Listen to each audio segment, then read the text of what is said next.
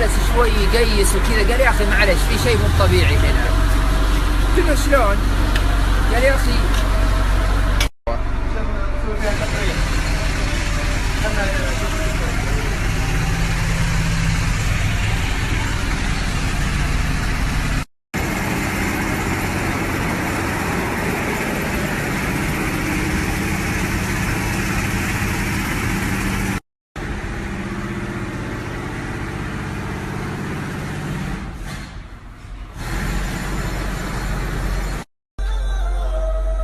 كان والله تواصل معي قاضي قبل كم يوم، قال تكفى بالله شدد على النقطة هذه، ووضح للناس انه لا احد يستهين بحقه. اي والله. واضح انها مبنية على دفان.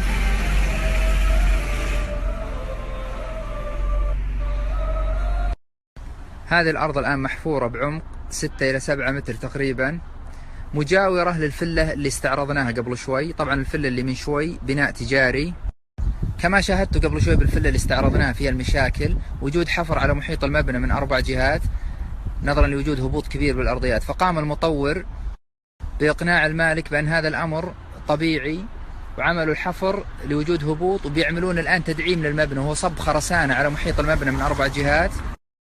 المالك ما كان له أي خيار آخر غير أنه يوافق على هذا الإجراء، ووعدوا أنهم بيصلحونه على حسابهم، ترجع الأمور طبيعية. فتواصل معي المالك وحضرت للموقع، وللأسف شاهدت الأعمال التكسير واللي على بالهم أنه تدعيمه بعيد أبعد ما يكون عن التدعيم الصحيح أو العمل المثالي. والقواعد الرئيسية للمبنى منفذة على عمق 1 متر كحد أقصى، وأنا أعرف المنطقة هذه جيدا. المنطقة هذه سبق نفذنا فيها فيلا سكنية، وقلت للمالك يا أخي أنا أذكر أن المنطقة هذه فيها دفان يصل إلى 7 متر، وفعلا لما خرجنا وجدنا الأرض المجاورة للفلة كما تشاهدون الدفان فيها يتجاوز 6 إلى 7 متر. نصيحتي للمالك قلت انه يتم ايقاف جميع هذه الاعمال والتوجه للمحكمة العامة ورفع شكوى على هذا المطور العقاري اللي قام ببناء المبنى على ارض مدفونة بدفان يتجاوز 6 إلى 7 متر. وظهرت التصدعات والمشاكل بالصدفة لما تحركت من البيت اللي قبل شوي فيه المشاكل، وجدت الفلة اللي نفذناها قبل كم سنة وكانت دفان 7 متر وهي مجاورة لهذا المبنى اللي فيه المشاكل. هذه الأرض المدفونة بعمق 6 إلى 7 متر، ونشوف برضو الفلة المجاورة لها مباشرة واضح الهبوط أسفل باب الكراج.